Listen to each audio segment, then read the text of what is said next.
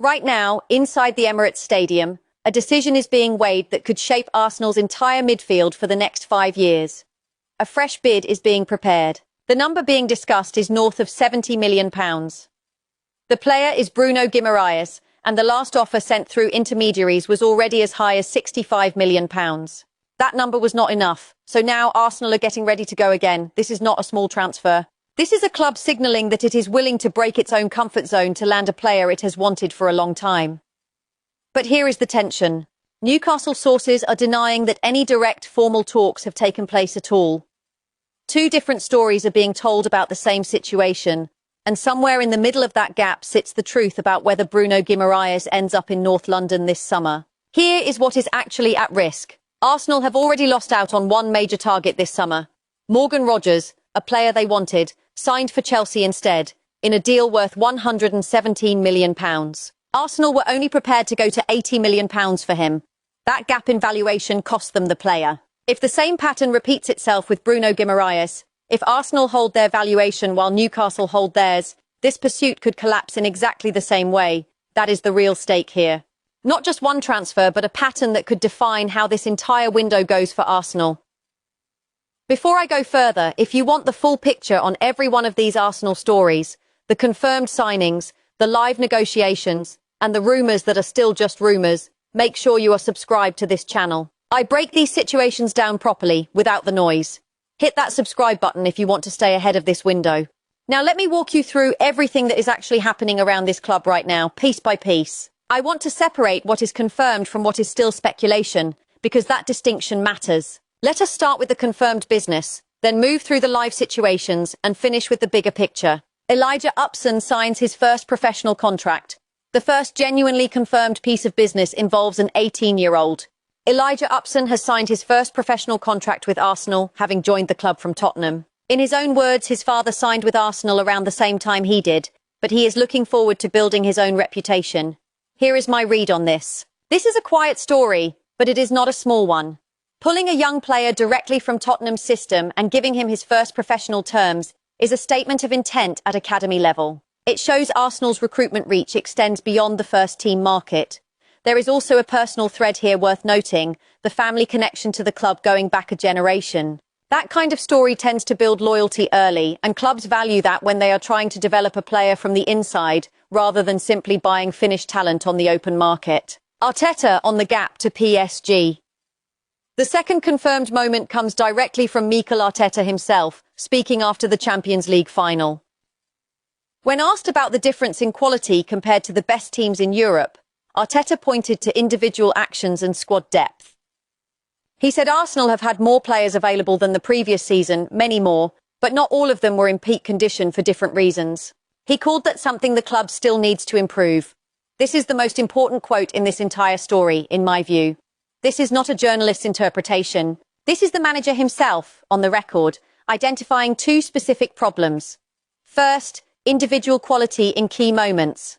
Second, squad depth that is not just wide, but fit and ready at the right time. When you hold that quote next to everything else happening this summer, the striker pursuit, the midfield pursuit, the defensive targets, it starts to look less like scattered speculation and more like a manager methodically trying to solve the exact two problems he named out loud. 1 month before the season starts, that timeline adds pressure to every deal on this list. The Julian Alvarez claim, now we move into contested territory. One claim states that Atletico Madrid reached an agreement with Arsenal to sell Julian Alvarez for €50 million, plus Victor Gyökeres heading the other way.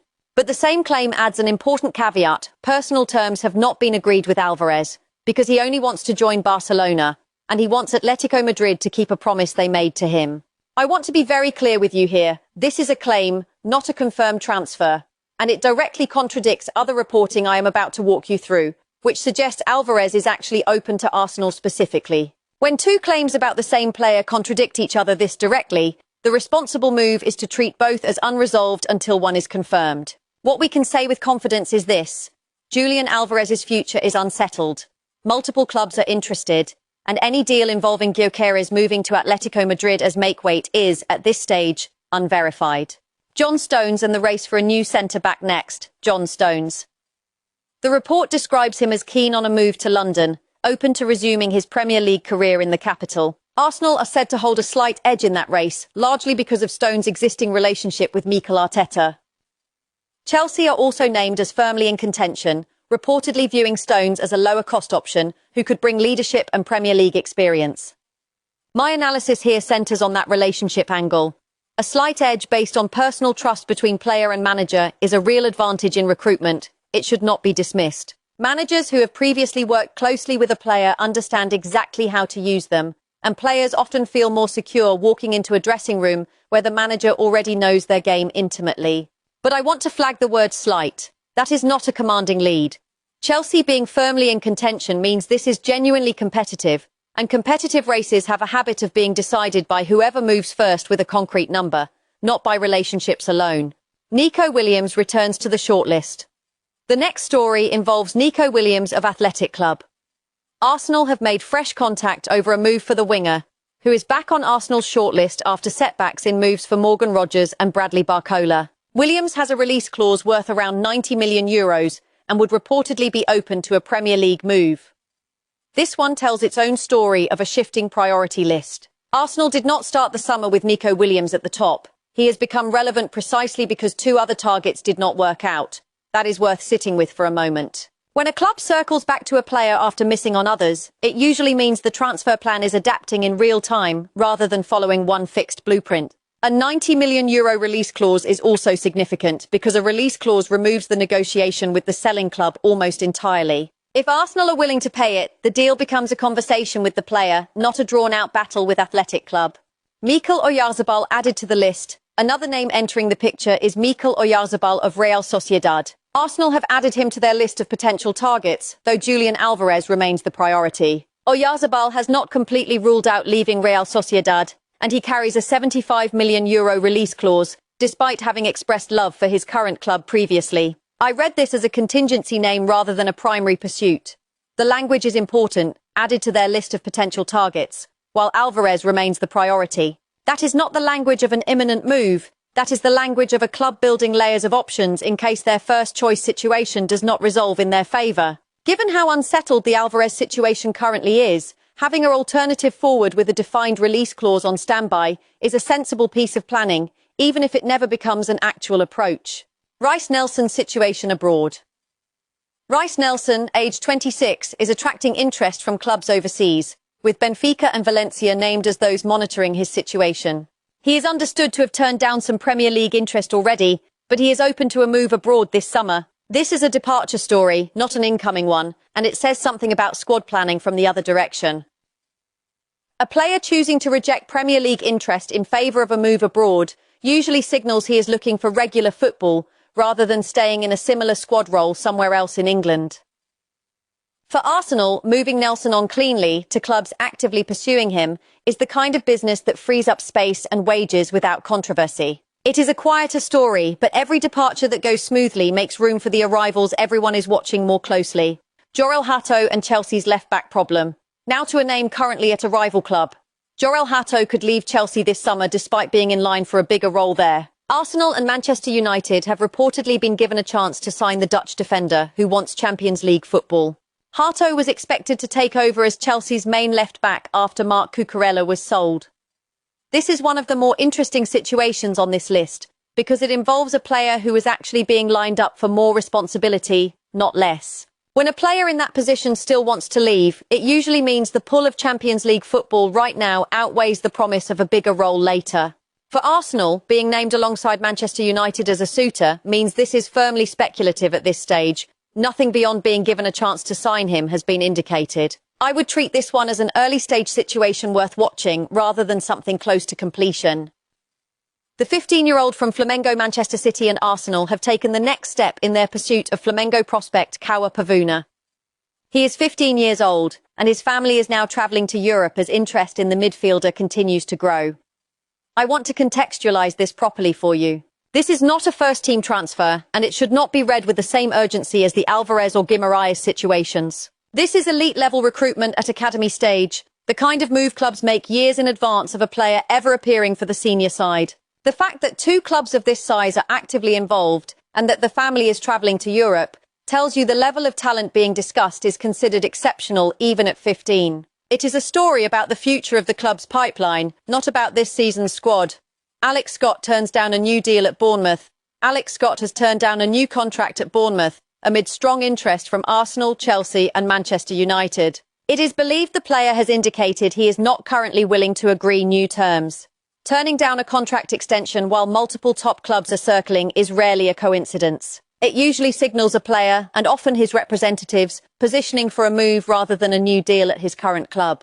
For Arsenal, being one of 3 clubs named here means there is no exclusivity in this race whatsoever. It is a genuine 3-way situation at this early stage, and Arsenal will need to move with real conviction if they want to turn interest into an actual signing. Bruno Guimaraes, the story we opened with, and now we return to where we started. Arsenal plan to bid again for Bruno Guimaraes. Although Newcastle deny direct formal talks have taken place, Arsenal are accelerating their interest. The last offer sent through intermediaries was as high as £65 million. Arsenal are expected to go beyond £70 million, and broad terms are already understood to be in place with Guimaraes himself. Newcastle sources insist they want to keep him. One other Premier League club has also made a recent inquiry on the player's side. This is the clearest picture we have of where this pursuit actually stands. Broad terms already being in place with the player himself is significant. It tells you the human side of this deal, the part involving Guimaraes' willingness to move, is largely settled. What remains unresolved is entirely a club-to-club valuation gap, and Newcastle's public insistence that they want to keep him. Add in the detail that one other Premier League club has also made a recent inquiry, and you can see why Arsenal appear to be accelerating rather than waiting. Competition tends to force decisions. Newcastle's position, stated plainly, this is where the picture gets sharper still. Newcastle sources have stated there remains no bid, no offer, and no direct contact between the 2 clubs over Bruno Guimaraes, despite recent reports suggesting talks had opened. What has actually happened, according to those close to the situation, is that discussions have taken place through intermediaries, with agent Kia Joorabchian playing a role in helping determine Guimaraes' future. Here is the key detail that explains everything else in this saga. Guimaraes is understood to have made it known to Newcastle that he wishes to leave this summer in search of major honours, with Arsenal his club of choice, and Arsenal equally interested. But Arsenal's valuation of the 28-year-old, who turns 29 this November with a contract now inside its final 2 years, sits significantly lower than what Newcastle want for him. This is precisely the same pattern that cost Arsenal the Morgan Rogers deal. Newcastle have already sold Anthony Gordon and Sandro Tonali, which has already balanced their books. That means the financial pressure to sell Guimaraes simply is not there in the way it might otherwise have been. Newcastle have also continued strengthening their own midfield regardless, securing Sean Sture, and reportedly considering Botafogo's Danilo, formerly of Nottingham Forest. None of that points to a club desperate to sell. It points to a club negotiating from a position of comfort, which is exactly why Arsenal are having to consider going north of £70 million just to move this forward. Sporting director Andrea Berta is leading Arsenal's transfer business this summer, but even here, much of the groundwork is being done through intermediaries rather than direct contact from Berta or Arsenal officials. That detail matters. It tells you this deal is still being shaped in the background, carefully, rather than through open club-to-club negotiation. Given the growing pressure not to miss out on another key target after Morgan Rogers, this appears to be a deal with real momentum, unless Arsenal's valuation stance changes dramatically, or Newcastle's stance hardens further. Arsenal's surge towards Julian Alvarez. Now let me bring you the fuller picture on Julian Alvarez, because this contradicts the earlier claim about Victor Gyökeres moving the other way, and I think it is the more credible version of events.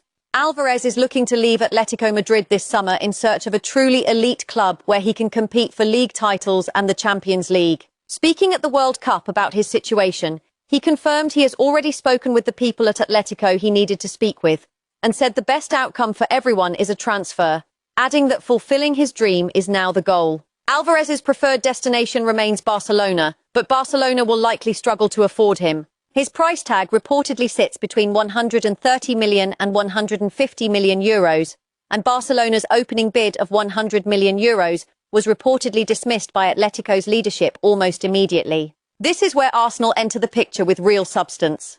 Arsenal, Chelsea and Paris Saint-Germain are all providing competition to Barcelona for Alvarez, and Arsenal are described as fast emerging as serious contenders. Arsenal's sporting director Andrea Berta is reported to have held direct talks with the striker himself, and learned that Alvarez is open to returning to the Premier League. Atletico have reportedly told Alvarez's representatives they could sanction a move to Arsenal this summer specifically, preferring to sell to an English club rather than strengthen Barcelona or their fierce rivals Real Madrid. Historically, Atletico had insisted that Barcelona or Real Madrid would need to pay Alvarez's full release clause of €500 million to sign him, a figure that made those moves essentially unrealistic. Arsenal, by contrast, could reportedly complete a deal for well under €200 million. My analysis is this. This version of the story is considerably more detailed and more consistent internally than the earlier claim involving Victor Gyökeres as make-weight. Direct talks between Berta and the player, a clear financial rationale for why Atletico would prefer an English buyer, and the player's own public World Cup comments about wanting a transfer, all point in the same direction. That does not make it confirmed. It remains a live negotiation with real momentum, not a completed transfer. But of the two competing Alvarez stories circulating, this is the one with far more corroborating detail behind it. It is also worth connecting this to Arsenal's wider window. They have already struck a €40 million agreement with Club Brugge for Christos Tzolis, and are now eyeing a second winger after missing out on Morgan Rogers, with both Bradley Barcola and Yan Diomande on their radar, alongside the earlier mentioned interest in Nico Williams. Journalist Ben Jacobs confirmed on the record that Morgan Rogers formalised his Chelsea contract, a 6+1 year deal worth £117 million, with Chelsea able to agree that deal with Aston Villa within 48 hours. Arsenal, by contrast, were only prepared to go to £80 million and are now exploring other attacking targets as a direct result. Jacobs also stated plainly that Arsenal are set to be busy in the coming weeks and that another bid for Bruno Guimaraes is likely. What this tells me, taken as a whole, is that Arsenal are running multiple parallel tracks at once. A striker track through Alvarez with Oyarzabal as a contingency, a winger track through Nico Williams, Barcola and Diomande following the Rogers disappointment, a midfield track through Guimaraes, and a defensive track through Stones and Hato. That is an ambitious summer by any measure, and it explains why Arteta's comments about needing more individual quality and greater depth are being acted upon on almost every line of the pitch simultaneously. David Raya and the World Cup that changed nothing and everything. The final story I want to walk you through takes us away from transfers entirely and onto the international stage. Arsenal players broadly enjoyed a successful World Cup. Bukayo Saka scored a hat-trick as England claimed a bronze medal, while Martin Zubimendi, Mikel Merino and David Raya are now able to call themselves world champions with Spain. Merino played a significant role in Spain's triumph, and Zubimendi contributed as an important squad player. But Raya's situation carries a more complicated undertone. He will forever be remembered as a World Cup winner, yet the reality is he has never actually played a single World Cup match in his career. He is part of the winning squad, but he did not feature on the pitch during this tournament. Here is my honest read on what that means for Arsenal going forward. A player with Raya's evident quality watching a major trophy be won without playing a single minute is the kind of experience that tends to sharpen ambition rather than dull it. Raya's career path, from Southport through Brentford, and then seeing off Aaron Ramsdale's challenge to become Arsenal's established first-choice goalkeeper, has been built entirely on responding to challenges by improving. There is no reason stated to suggest this World Cup will be any different. If Raya returns to Arsenal with a renewed determination to prove himself as Spain's clear number one ahead of Unai Simon, that renewed hunger is very likely to be something Arsenal benefit from directly, since it plays out in his performances for the club long before it plays out again on the international stage. So where does all of this leave Arsenal as things stand right now? One confirmed academy signing in Elijah Upson. A direct quote from Arteta identifying individual quality and squad depth as the specific gaps still to close. A live, increasingly detailed pursuit of Julian Alvarez with direct talks reportedly already held. A renewed midfield push for Bruno Guimaraes with broad personal terms reportedly already agreed, but a real valuation gap still separating the two clubs. Multiple contingency and alternative targets across attack, midfield and defence, including Nico Williams, Oyarzabal, Stones and Hato. Departure situations involving Reiss Nelson moving abroad, and unresolved contract situations at other clubs involving Alex Scott. A long-term academy pursuit of a 15-year-old prospect in Brazil. And finally, a World Cup winning goalkeeper who may return to North London with something extra to prove. None of these situations exist in isolation. Together, they paint the picture of a club under real pressure to convert ambition into finished business, after already losing out once this summer on a key target. Whether that ambition translates into the finished signings Arsenal fans are hoping for will depend entirely on whether the valuation gaps we have discussed today, on Guimaraes, on Alvarez, and on every name in between, can actually be closed before the season begins. That is where this window stands right now. I will be back with updates the moment any of these situations move forward. If you found this breakdown useful, make sure you are subscribed because this window is moving fast and I intend to stay ahead of every single piece of it with you.